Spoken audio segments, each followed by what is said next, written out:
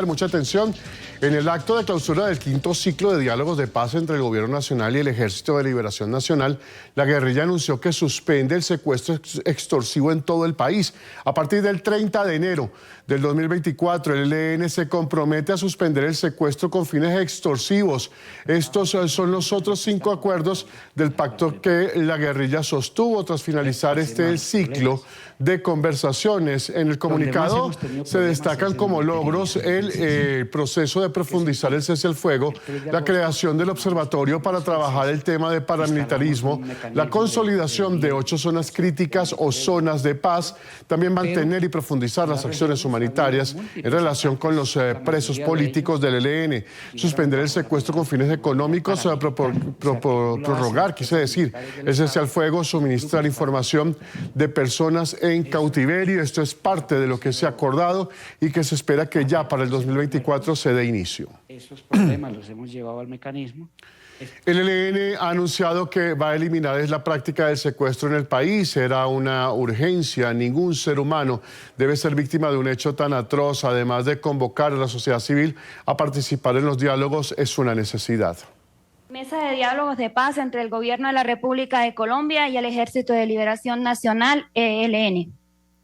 Comunicado conjunto número 19.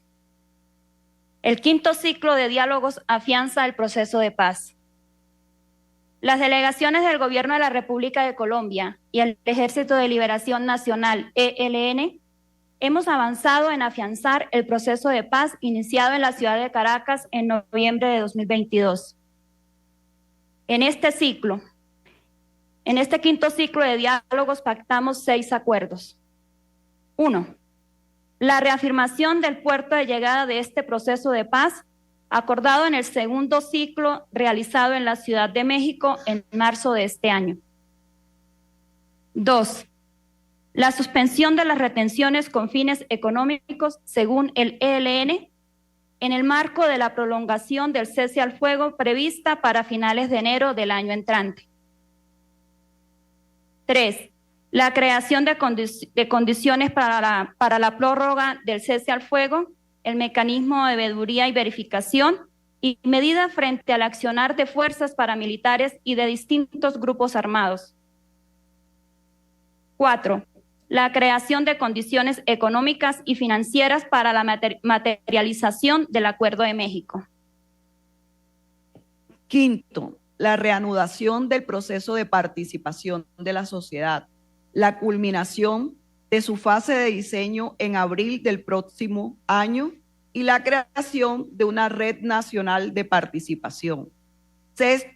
La conformación de 8 zonas críticas de acciones humanitarias y de una comisión de la mesa para coordinar los planes de atención y transformaciones sociales de las zonas. Las delegaciones expresamos nuestro reconocimiento y gratitud al pueblo y al gobierno de los Estados Unidos mexicanos por su apoyo a este proceso y por haber sido la sede del quinto ciclo de diálogos para la paz. También agradecemos nuevamente a la República de Cuba su inmensa contribución a este proceso de paz y anunciamos que será la sede del sexto ciclo a partir del 22 de enero del 2024 y que facilitará el punto de contacto interciclos de la mesa de diálogo.